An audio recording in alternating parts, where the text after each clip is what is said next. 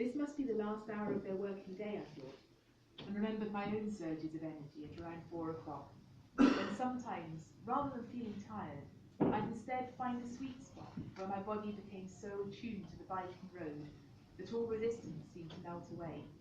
Nothing hurt or jarred or dragged anymore, and I would float through the city, knowing that I was riding faster than ever, but also experiencing a strange sense of stillness, as though I'd gone so far into motion that I had reached its centre, gone beyond it, and now the whole of the city pivoted round my wheels.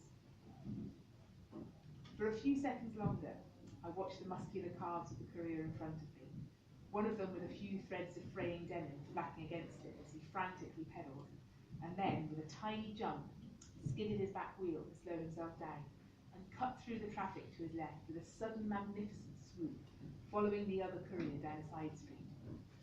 As I recall it, they both whooped with delight as they rode off, but I have every suspicion that my memory has written this in after the event, that the whooping was really my own, because how could you not whoop when witnessing such beauty, speed, skill and exhilaration, such joy in motion and moment? A minute later I saw another Courier. This one was at the side of the road, resting astride her bike, one hand on the bars, one hand on the button, head cocked towards the radio on her chest, oversized bag like a turtle shell strapped to her back. To my great surprise, I felt my eyes swell with tears. Visually, this Courier was so familiar that it was as if I'd spotted one of my brothers or sisters across a crowded room. But I also knew her posture intimately from the inside. Having stood that way so often, I could still feel the residue of it in my bones and muscles.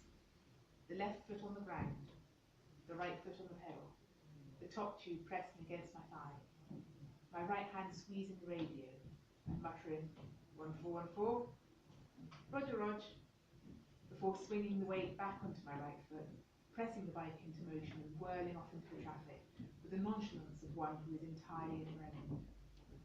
A couple of months later, I was back on the streets of London, and it was as if I'd never left.